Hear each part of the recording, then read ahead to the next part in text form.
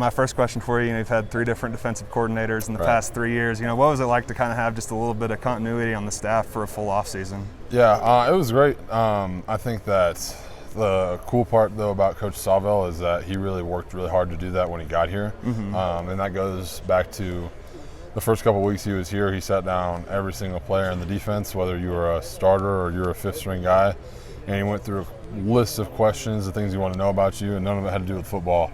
So I think he connected us really well and had a lot of continuity through a time of COVID that it was really hard to do that, especially as a new D coordinator. It's hard to do that in a normal year. So, I give a lot of credit to him, and honestly, he's been great. Coach Hayes is great, everything. But, I've really enjoyed Coach Sawvell, and just the amount of love that he really has for his players. It doesn't go unnoticed, that's for sure. Right, and I know you missed a little bit of time with injury last season. What impressed you the most about some of those guys that really stepped up while you were gone? Yeah, I think that it wasn't really a matter of they could. It was more a matter of them just believing in themselves that they could. And so I really tried last year to, at practice, I kind of became a coach for a little while and really tried to help those guys out and, try to give them confidence, because all of us have been there at some point. And, they went in there and they did what they had to do and played well. And honestly, now just think about all the depth that we have and the experience we have. And, I'm sure we're probably one of the most experienced, DN position groups in the country, to be honest. So. Right, and you talk about all that experience coming back, I think all 11 starters, but who are some of these guys that the fans might not know yet that they should keep an eye out for this season? Yeah, I think that there's, multiple guys. I think, like you said, there's 11 starters, but, I think you look to, a guy like Keontae Clinton that got some decent playing time but wasn't always a starter, just kind of depended on the game. I think he might have got a couple in there, but Keontae Clinton's a good one. Easton Gibbs. This is another good one, Tegan Leofau, and I think, looking probably more across the board, I think a guy that doesn't get as much recognition as he should is Braden Smith.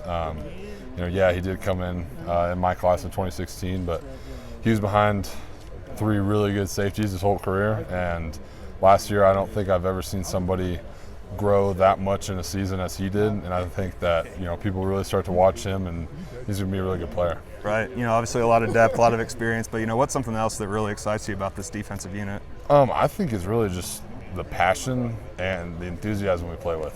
And the thing is, that doesn't really, we don't really have many ups and downs. Everyone's going to have one. It's football. It's not every day is easy. So there's going to be days where you're like, man, this is hard. You got to keep guys going. But just the passion and enthusiasm that guys play with. And I think that, whether it's Coach English or, Coach Sawvell or even Coach Benny Boyd on the back end, there's always energy there. And I think that keeps up with the defense. And, for the most part, us older guys, we really know what we're doing at this point. And now it's just, shaking off the rust, just getting even better and just playing and having fun together, because, I think that this could be as special of a defense as we've ever had. So. Right, coming up on your 5th season, been playing with a lot of these guys for a long time. Yeah. What would it mean to close out your Wyoming career with the program's first Mountain West title? This is actually my 6th year, actually. So,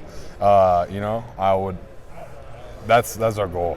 We've been saying that since the winter.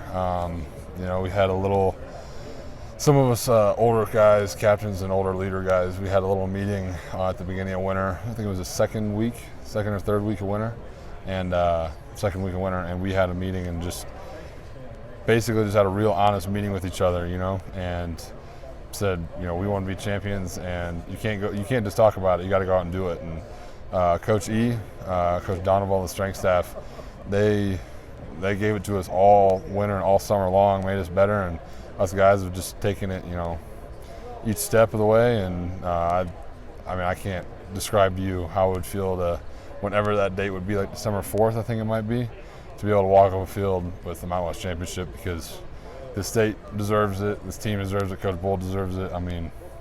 It's been a long time coming, so,